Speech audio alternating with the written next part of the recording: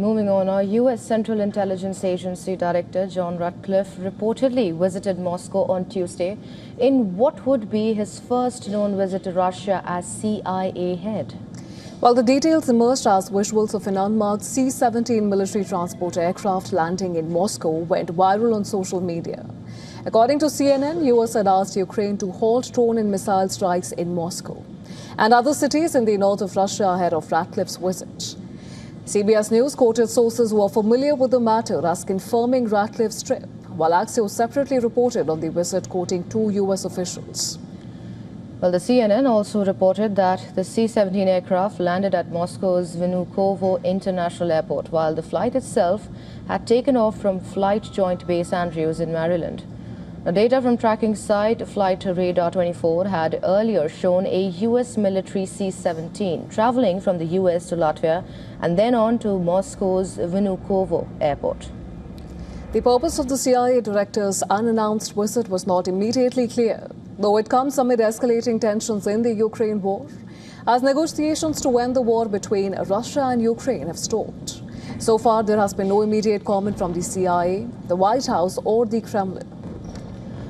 Meanwhile, British media has reported the death of a UK citizen who died fighting for Russia in Ukraine. Well, according to reports, 33-year-old Bradley Townsend died on 10th of June following an attack by a remote-controlled drone in Ukraine's eastern Donetsk region. UK's Foreign Office said that it was aware of reports that a British national had died in Ukraine and were in contact with his family. However, it did not confirm his identity.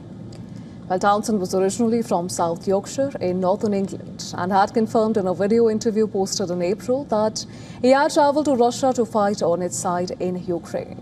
The interview was conducted by two British volunteers who were reportedly been given Russian citizenship for fighting in Ukraine's Donbas region. Both Ukraine and Russia have recruited foreign fighters throughout the war, but there are few recorded cases of Britons fighting on behalf of Russia. Well, amid all of this, 3 people, including 2 Chinese citizens, died, while over 100 people were wounded as a result of the blaze at the Amur gas chemical complex. Well, according to the company, 24 people were also taken to the hospital with more or less serious injuries, and 122 others sustained light injuries. Now, the facility is a joint venture between Russia's Sibur and the China Petroleum and Chemical Corporation, which is located in Russia's far eastern Amur region.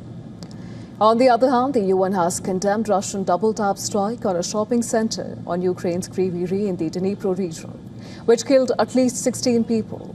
UN spokesperson Stefan Dujarric said the violence continued to endanger aid operations. Listen to this. One of the deadliest attacks was a so-called double-tap attack on a busy shopping mall in Kryvyi in the Dnipro region. Matthias Schmale, our humanitarian coordinator in Ukraine, condemned the attack and reiterated that civilians must always be protected under international humanitarian law. Civilians and casualties were also reported in Chernihiv and in Donetsk, Dnipro, Kharkiv, Sumy, and Zaporizhzhia, where homes, schools, shops, and vehicles and other infrastructure, civilian infrastructure, were damaged. All of this continues to put vital aid operations at risk.